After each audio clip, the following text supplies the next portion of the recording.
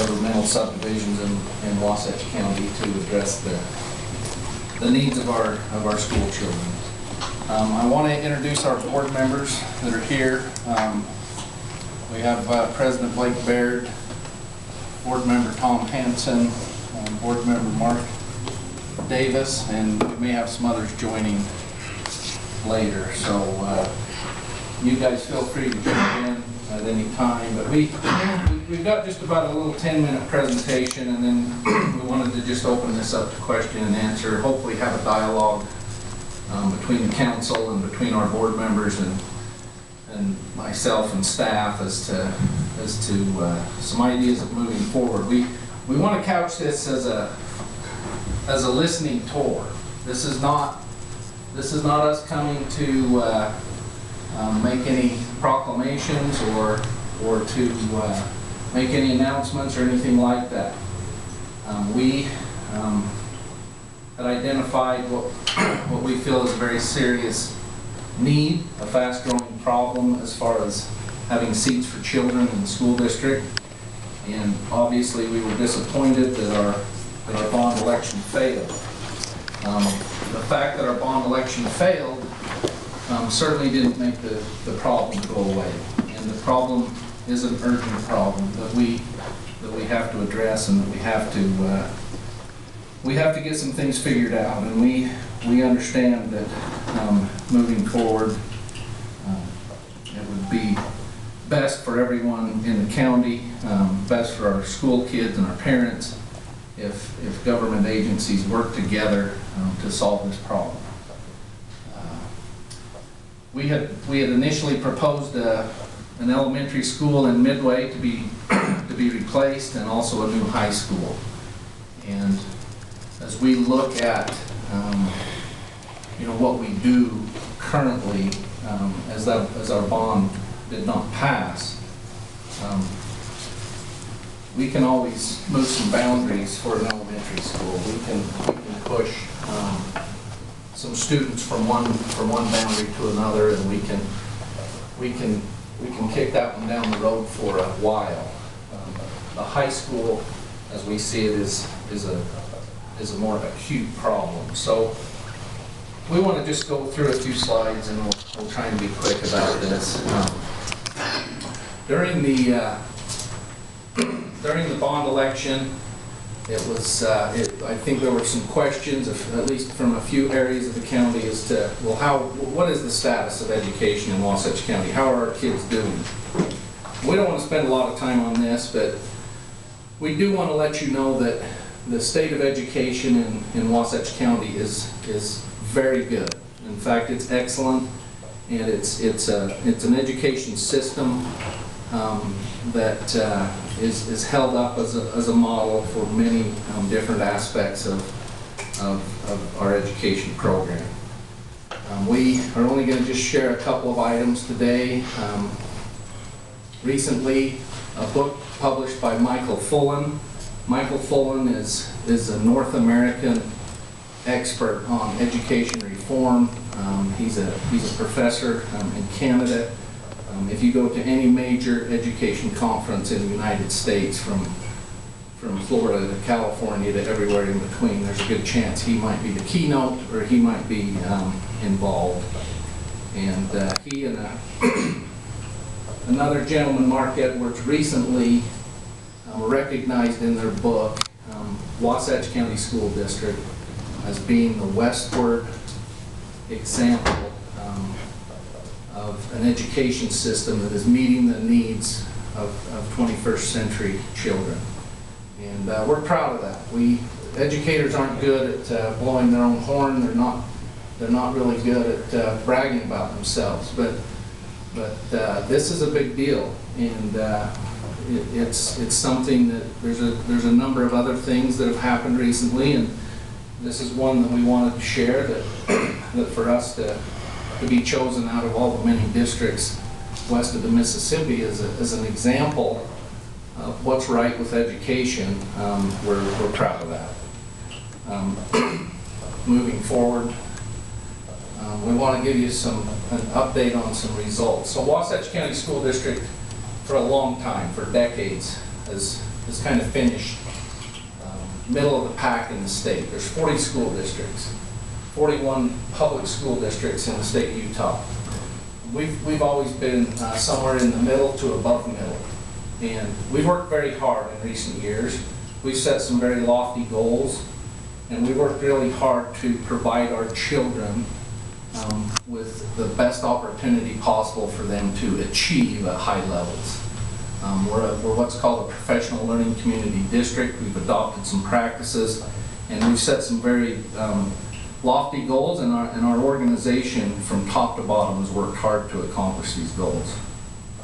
So in 2015-16, of the 41, and this, you know, there was some up and down years, but this was the year before our current administration took over.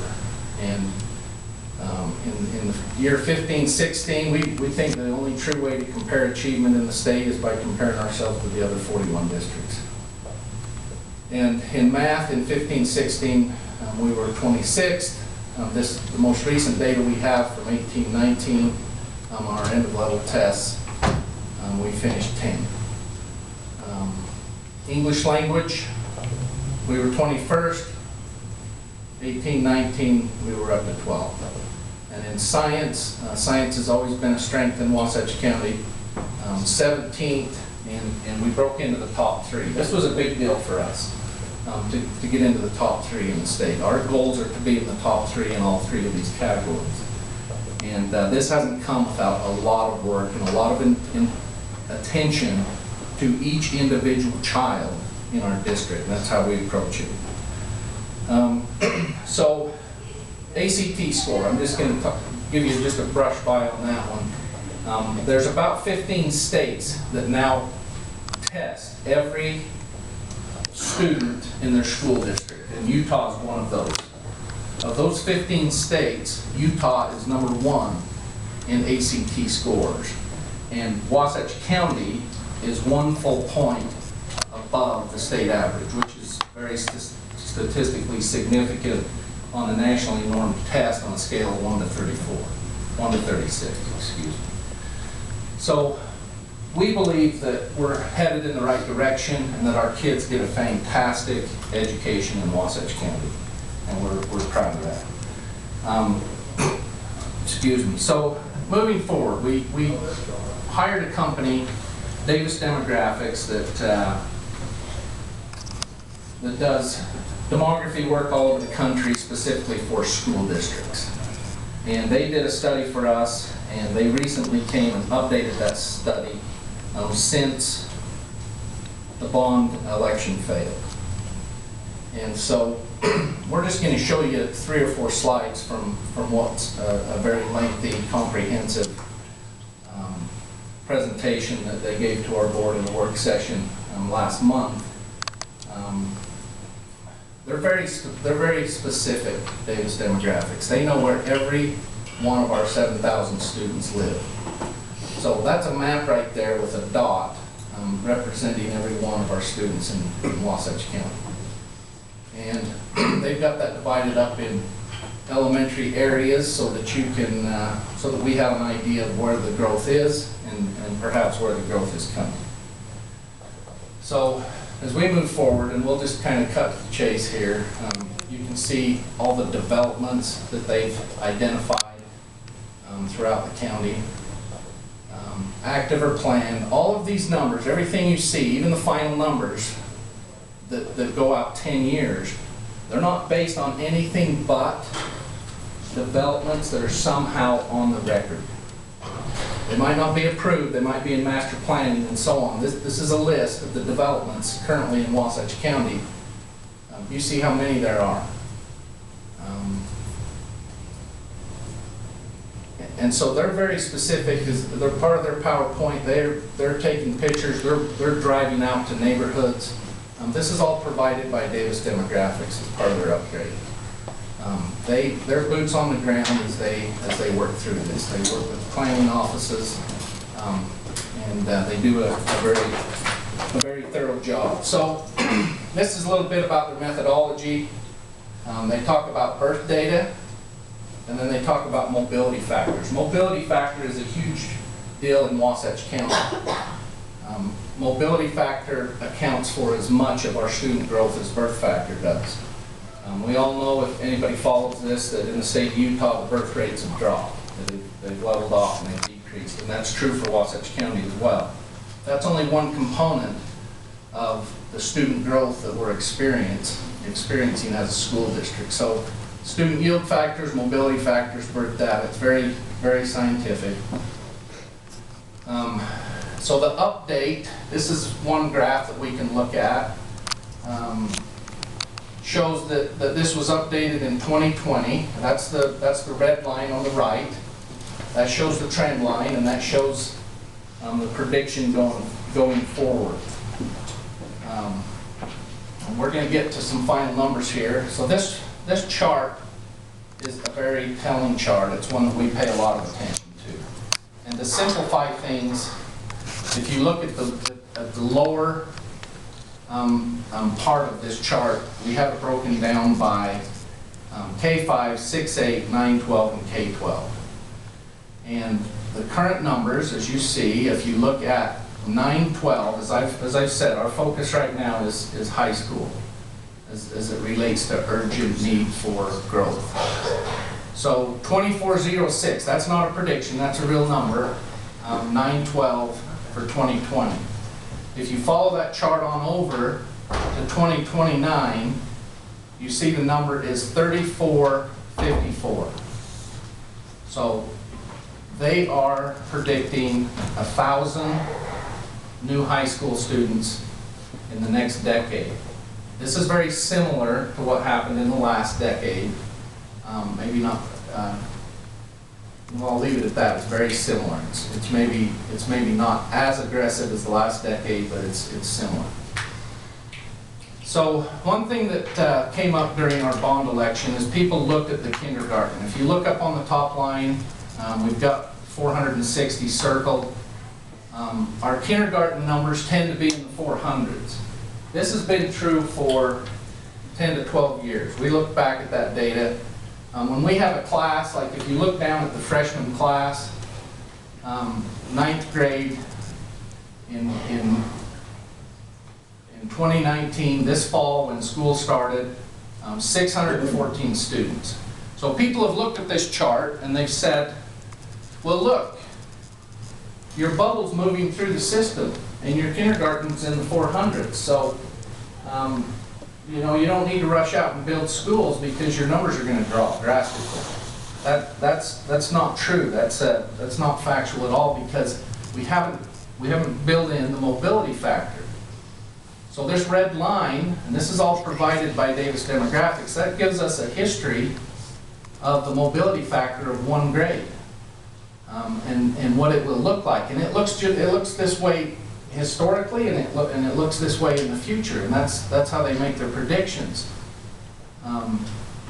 So you can see that a kindergarten class can start out at 460, and by the time it gets to the high school, they're predicting that kindergarten class in 2029, when they're in the 10th grade, will be 883 students. And that is exactly what we've seen. And we see this for a couple different reasons. One, from the move-ins. The other is currently there are some other options for kids attending elementary and K-8 schools here in the county.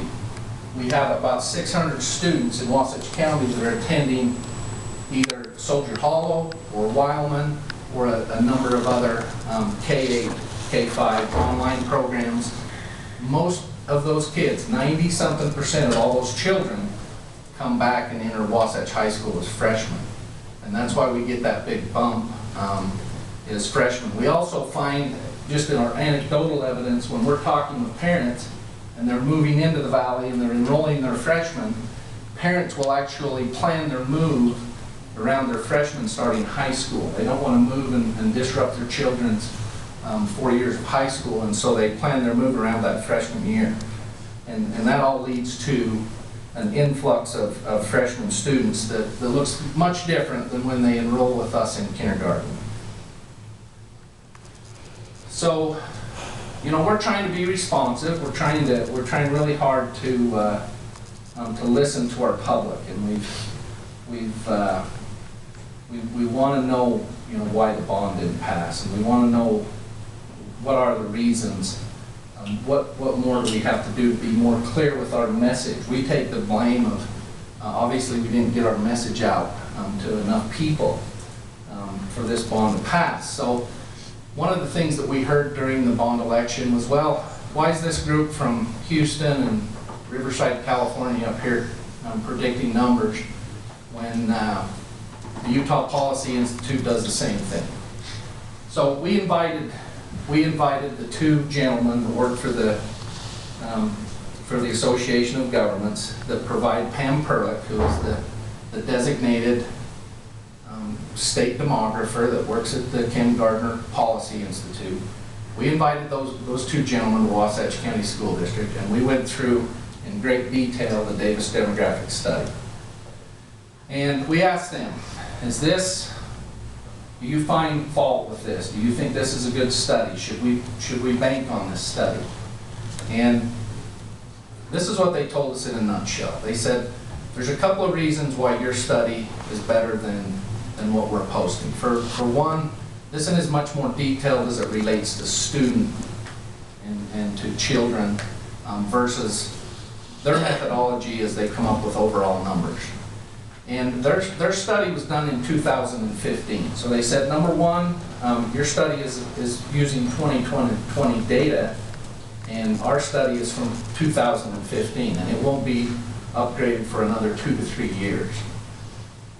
They also said that they always thought that perhaps their numbers in Wasatch County were a little too conservative. And this is straight out of the mouth of these two gentlemen that provide these numbers to Pam Perlick and work with her to come to consensus. So with all that being said, and they don't go to the trouble, this state group, they don't go to the trouble to go to subdivisions and talk to contractors and developers. They're not nearly as detailed as this Davis demographic study is.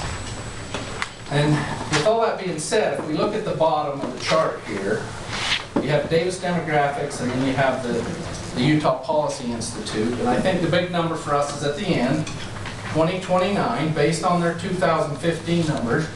The Utah Policy Institute has predicted that our school district would have 8,589 students. Davis Demographics has predicted 9,081 students. We don't think that's enough of a variance to cry foul on the Davis Demographics study. We think what's taking place with those guys being in our office and walking through this with us is they would lean more to advise us to look at the Davis Demographics study versus their own numbers because of the reasons that I've given. So we've got, we've got a problem as far as our high school numbers go. And we can talk just a little more about that, and then I want to leave plenty of time for some discussion. So we'll leave at least half of the hour for that. Another thing that we've done since the bond failed is we have taken a poll of our parents. And this poll is just a preliminary poll that we wanted to know where things were at, and we wanted to have good data going forward. We've done 2 or 3 things. We've met with Davis Demographics. We've seen their updates. We've met with the gentleman from the state demography group, and we took this poll of our parents, and we had a number of questions on it. Many of you in this room perhaps took that poll. It was just a Qualtrics poll that came in your email. It's about 12 questions. The $64 question for us was, do you support having 1 large high school serve the entire valley, or 2 medium-sized high schools? And that poll, as we looked at the numbers when they came in, 200 and 300, the first 200 or 300 that came in clear to the number we now have, which is pushing 2,500 responses, is 80% of our parents would prefer 2 high schools for all the reasons why a smaller high school is a better educational experience for students. So we're to this point where with the demographic information that we have in front of us, with our parent response, we're to the point where we want to now start coming here and talking with the county council. We will be at Heber City's meeting next week. We plan to schedule with Midway City, with all of the entities here in the county, and talk this thing over. And we're doing this prior to any kind of a plan. As I said, we're here to listen, but before we listen, we wanted to give you up-to-date and correct information.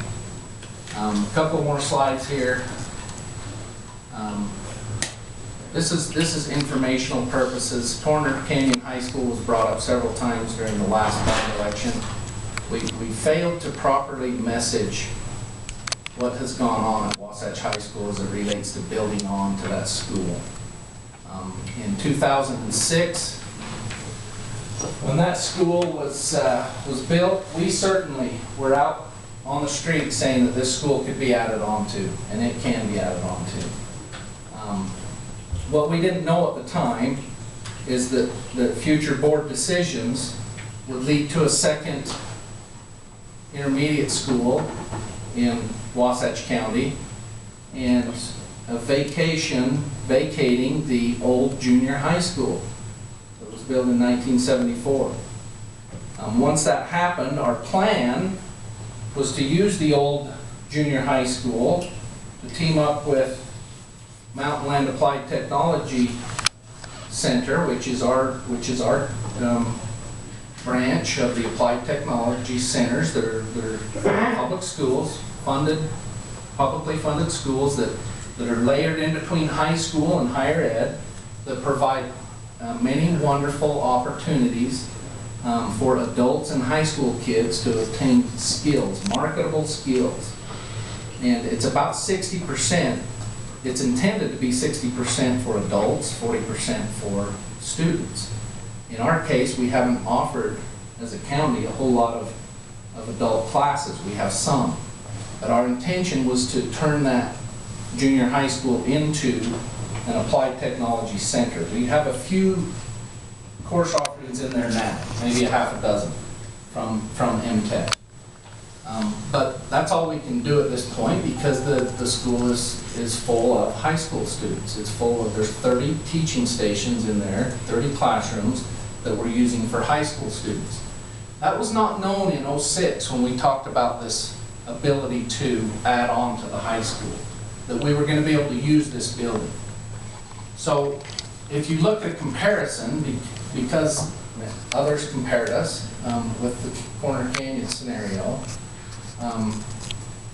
the Corner Canyon High School, when they reached 1,800 students, that is when they added on. They now have capacity for 2,400 students, and I believe their enrollment is just under 2,400 at this point. We did the same thing. We moved our school to a 2,400 student school, but we did it without the expense of building on. And now with the commons area, the hallways, the cafeteria, all of the common areas where people meet, with a 2,400 student population, many of them are across the lawn for classroom, but they all come back and forth. To now add on more classrooms to that scenario would only add insult to injury to a very overcrowded high school. So we just want to address that one before we move on. That someday we may need to add on to this high school, and we may very well do that. We don't think the time is right now. It would be a very temporary problem that would exacerbate the overcrowding that we have, and would not nearly address the numbers that we're seeing from these demographic companies. So moving on, I think we've gone a little too far, a little too over time. So as we look at conditions, this isn't a staged picture. You can find different scenarios to take a picture. This one's not hard to find. This one is common at our high school, and we won't get into all those arguments right now. Is that our last slide, John? So we feel like we have an urgent problem. We carry a heavy responsibility as educators to educate our children in safe, comfortable spots and with the right type of offerings that we can offer to them in classrooms that, you know, it's not a direct correlation, overcrowding and size of school, but it is when you run out of spaces to put kids, then you do end up with more kids in your core areas. So we're here to present.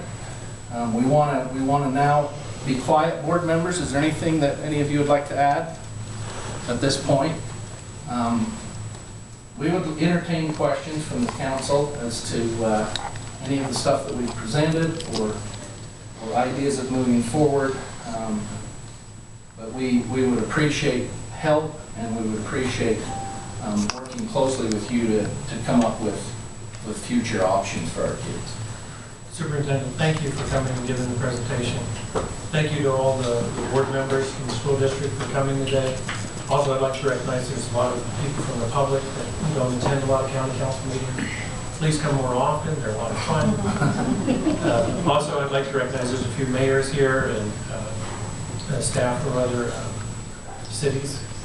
So thank you all for attending. So we'll start here at council.